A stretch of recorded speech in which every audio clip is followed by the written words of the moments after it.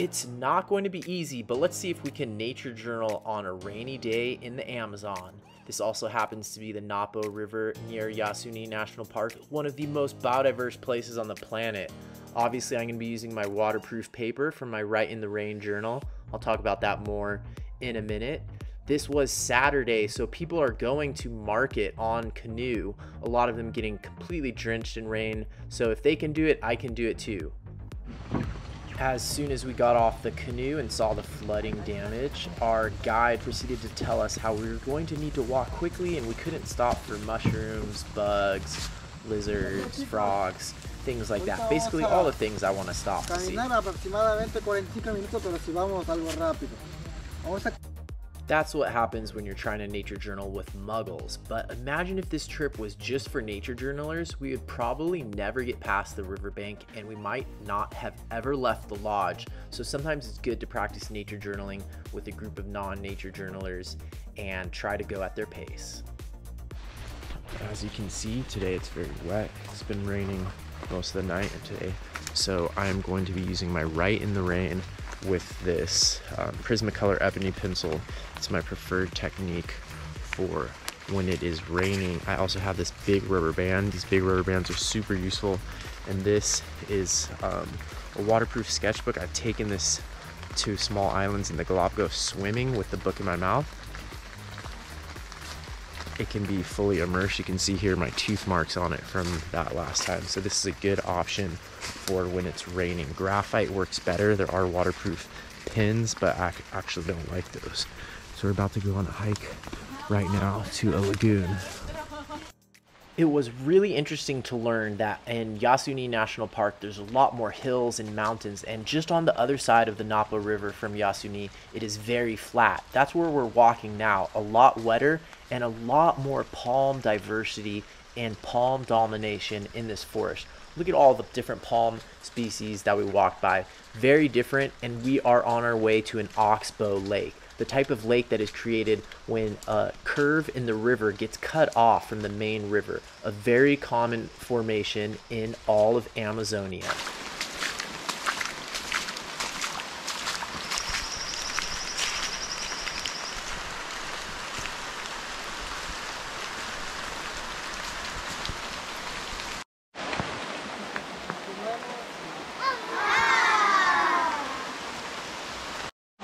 So this is a huge ceiba right here that is estimated to be about 300 to 350 years old. One of the biggest, if not the biggest tree in Amazonia.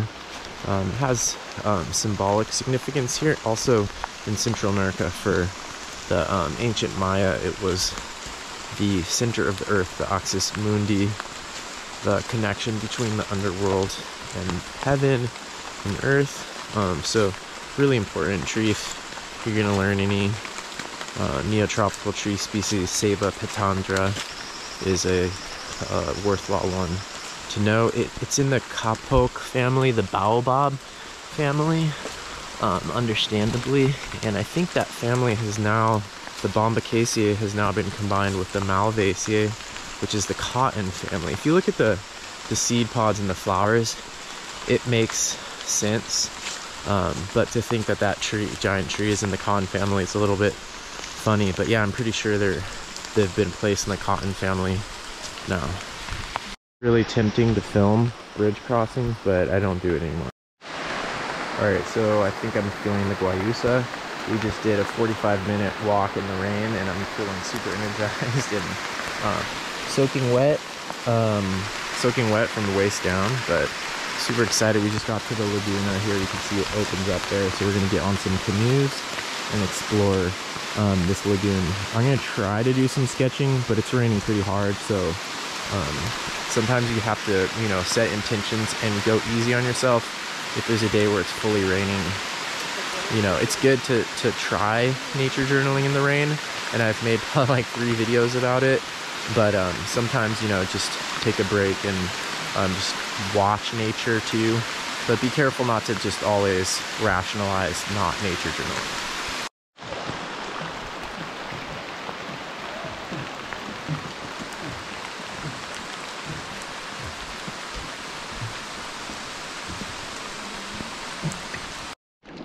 So this entire Oxbow Lake or lagoon belongs to the community conservation project of the indigenous Quechua community at Pilchi. So they also, on the other side of the lagoon, have a little area where we were able to get out of the rain, take the water out of our boots, and this is where I did fill in some of my pages. So I only had my small waterproof nature journal with me.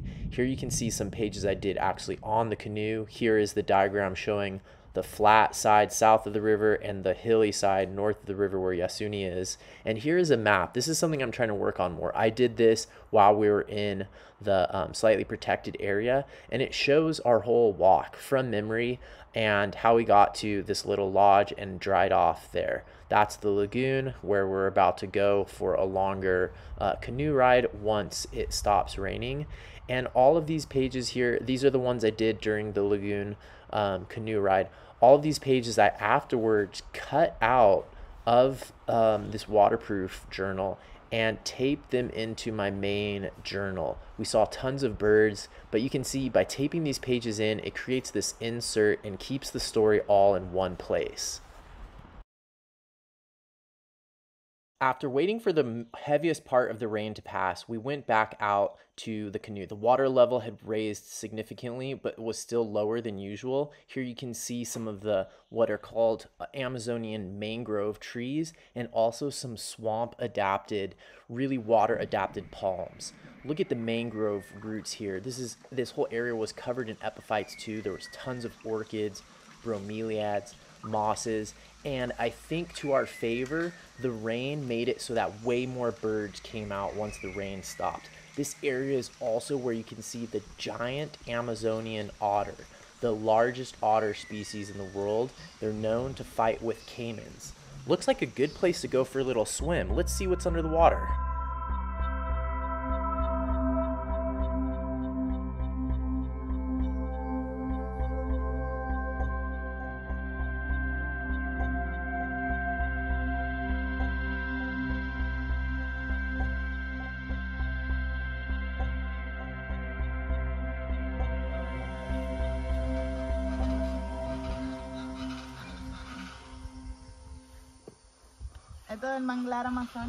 Canoes can actually be a great way to nature journal, but I got so distracted with all the birds, the fast speed, the muggles in the group that I just ended up using the eBird application to record all the new birds for me.